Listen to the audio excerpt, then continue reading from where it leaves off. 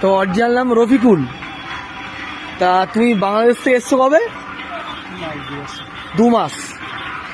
তা 2 মাস থেকে আসার পর তোমার আধার কার্ড হয়ে গেছে, আর থাকছে কোথায় এখন? ঘুনি।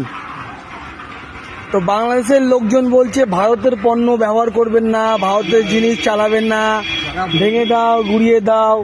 আর তোমরা তাহলে এইভাবে এসছো, আমাদের হিন্দুদের উপর এরকম অত্যাচার হচ্ছে বাংলাদেশে, আর তোমরা এখানে এসছো দাঁড়াও, এখানে দাঁড়াও।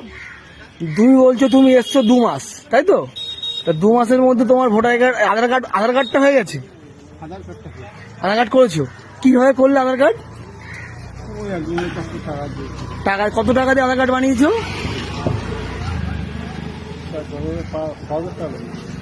6,000 টাকা দিয়ে। আর এখানে এসছো কতদিন হলো? 2 মাস। তা তোমাদের বাংলাদেশের লোকজন বলছে ইন্ডিয়ার জিনিস ব্যবহার করবো না, ইন্ডিয়াকে ভেঙে দাও, জ্বালিয়ে দাও, পুড়িয়ে দাও। তোমার তুমি এসছো কি ভিসা নিয়ে? তোমার ভিসা আছে? পাসপোর্ট আছে? কি ভিসা নিয়ে এসছো? মানে ট্যুরিস্ট ভিসা। তা ট্যুরিস্ট ভিসা নিয়ে এসে এখানে কাজকর্ম করছো, 3 মাসের ট্যুরিস্ট ভিসা তো নিয়ে সেখানে কাজকর্ম করছো। আধার কার্ডটা করলে কি করে? তুমি তো এই দেশের লোকই নও, তো আধার কার্ড করলে কেন? কোনো রকম কোনো সমস্যা হয় তাই। আচ্ছা মুশকিল, তুমি তো এসছো ট্যুরিস্ট ভিসা নিয়ে ঘুরতে, তাহলে এরকম করছো কেন? কোনো সমস্যা হয় কিনা। তাহলে আবার যাবে কবে বাংলাদেশ? তাহলে আধার কার্ড করলে কেন? আধার কার্ড করছি।